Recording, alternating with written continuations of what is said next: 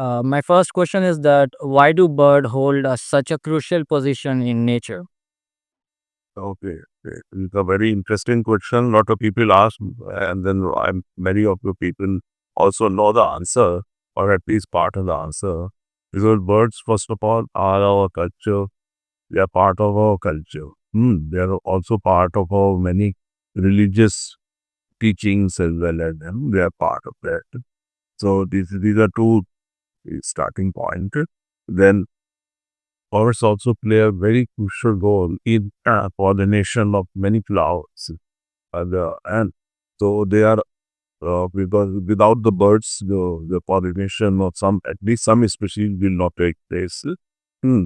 And birds also spread the seed of many species, particularly other ficus species, but the other species which have got big seeds. Ficus has got very small seeds, but they have thousands, hundreds of thousands of seeds. So they spread out. So undigested seeds are evacuated from one place to another, and the trees don't walk around. They spread themselves through their seeds or roots. So the birds are extremely important as far as the seed dispersal is concerned. That's why hornbills and barbets and these are known as the engineers of the forest, because uh, barbets and hornbills and other species are good peddlers. They are spread. I spread the seeds from one place to another, and many of these seeds go into a big tree or this direction. So, and then birds also play a crucial role, or at least for some species. I won't say, when I'm saying this, it does not mean that every bird is playing or birds play in controlling the population of the insect. Um, I don't use the word pest because the pest is a human given word. All insects are important, but but they also control the population. They have crucial role in the herbivory of leaves and twigs and other. So if all the leaves are eaten away by the caterpillars, then the tree will die or it won't grow so well. But the birds go and search caterpillars and eat them. Extremely important reasons for keeping the birds number in good numbers and bird population in good numbers and protecting the bird families. I think I mentioned 5 or 6 reasons why the birds are important. Now coming back to the culture, hmm, every culture has got birds in there. Every civilization has birds in their culture.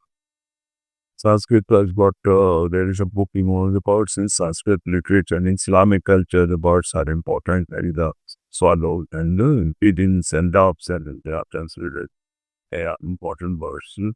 And in Maya culture, or you take any culture, birds are a part of the culture. And sometimes they are good. I mean, Hindu culture, many birds are known as Vahan of the gods.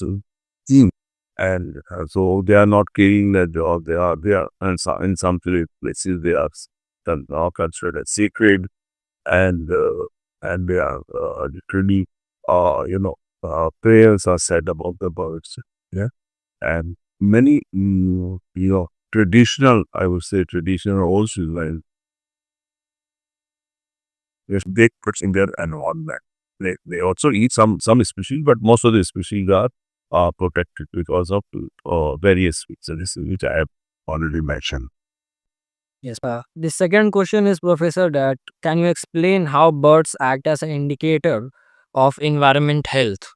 Yes, it's a good question. Birds are crucial. Birds, butterfly, insect are very crucial indicator of the environment, because the better good environment or the better the environment, there will be more diversity of species of birds and butterflies and insects and many other species also.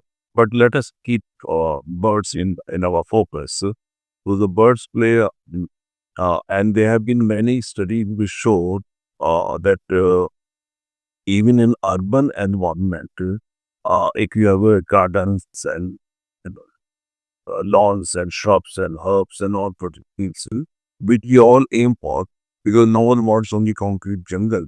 Most of the people would like to have garden among their in the surroundings or tree among their surroundings, and so the birds are a good indicator. If you have got more species or the more diversity of birds and more number of birds, it also shows that the environment is good.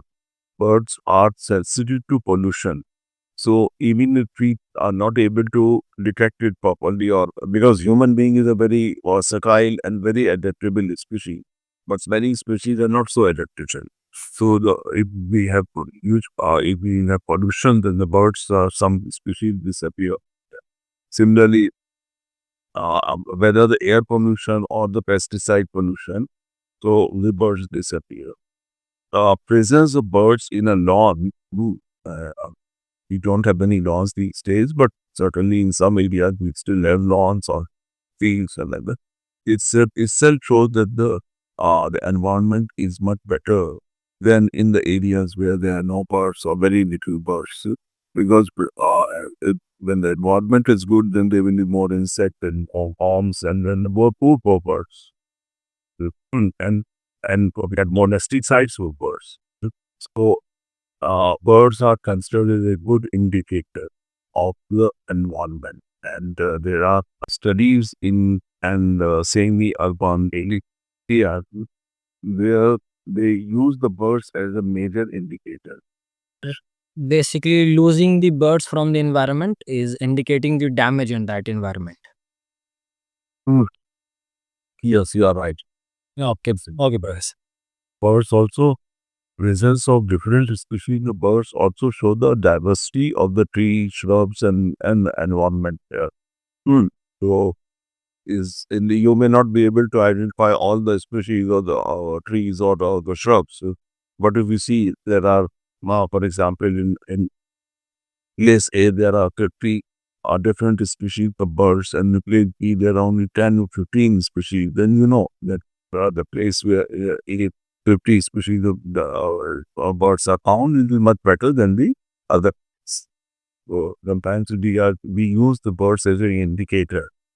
And very simple. Birds can also be identified quite easily compared to the insects, which take which involves technical and expertise to identify different species. Birds are much easier to identify.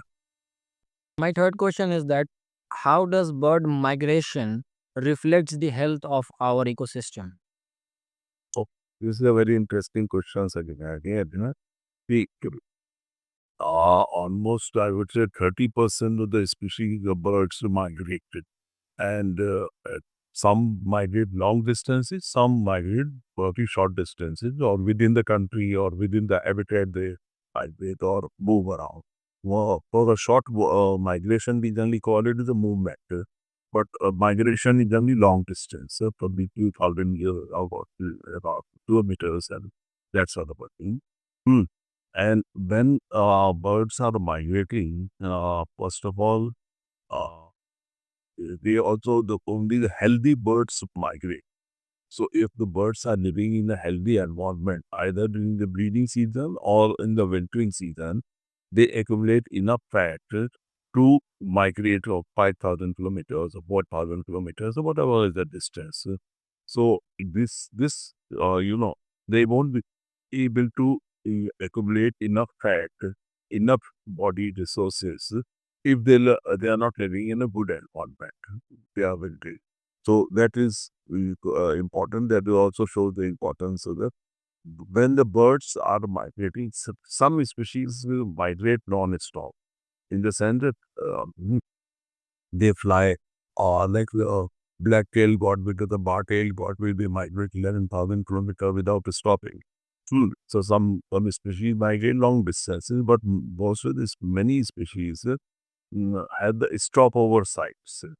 So if the bird is coming for say inner Mongolia or Mongolia, then it may have a 4 or 5 stopover site where it will stop either for overnight or for replenishment of this food, and they don't migrate direct. No. So stopover sites also play a crucial role. If this also means that if we want to protect the migratory birds, we have to protect all the stopover sites. Like, for example, if we have got 5 stopover sites, and we can name them A, B, C, D, E, and the bird has got enough body resource of fat to migrate from A to B, then it will stop for 2 or 3 days, then B to C, and C to D, there like O, and then finally it comes to the wintering area. Now, if we destroy the B site, hmm, so it has to migrate from A to C. A direct migration. B side is so if the B side is destroyed because of whatever reasons, or inspiration or pollution or whatever reasons, then the bird is not able to migrate from A to C because it does not have so much resources or body fat. It has body, so it will die, or it will, if it migrates, it will be very weak when it reaches site C. Hmm. So stopover sites are for that we need a collaboration between countries. Hmm. So if the bird is say coming from Siberia, then and then passing through Mongolia and then Eastern China or Western China, and then coming to the Himalayas to from either Nepal and Nepal to India, or the other way. Hmm. So it means that we have to collaborate should have a collaboration among all these countries, where conservationists should work together, government should work together uh, to protect these sites, and so the birds are able to successfully migrate. That's why we have got international, agreements. Like the Ramsar Convention is one international agreement. The important bird areas is another international agreement which we had, that we we identify the important bird areas in different parts of the world, and then we protect those important bird areas, or the Ramsar sites, or the forest. Sometimes we generally like the forest. Forest species, lot of forest species also migrate.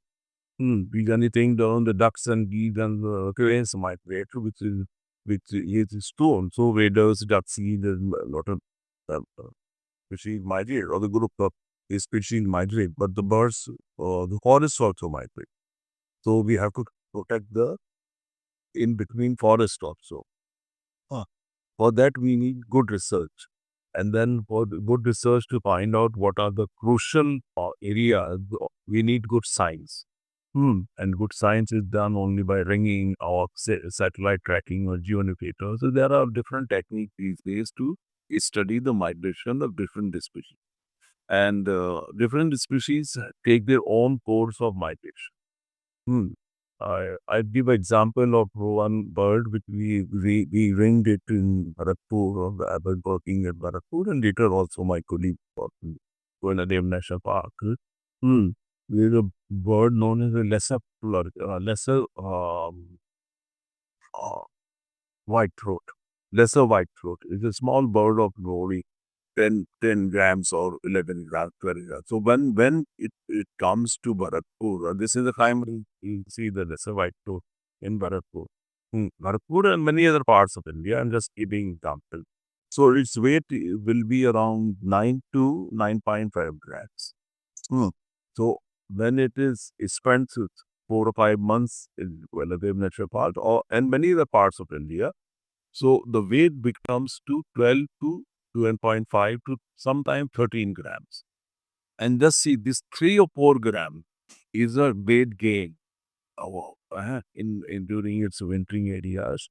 And that these grams are used by the bird to migrate back from the temperate region where it breeds. So protecting and diversity of and quality of these habitats is also very important.